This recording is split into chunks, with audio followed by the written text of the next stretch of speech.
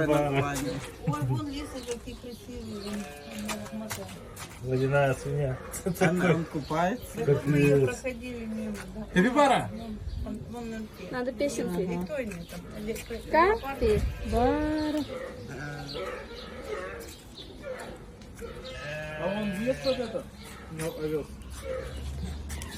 Траву написано ест. А это не ест? Она все ест. Продавец, значит, ну да. Кидай ты. Он не будет подскакивать. Ест. Есть. Как-то он на в стороне, кормлении. и никто к нему не идет. На.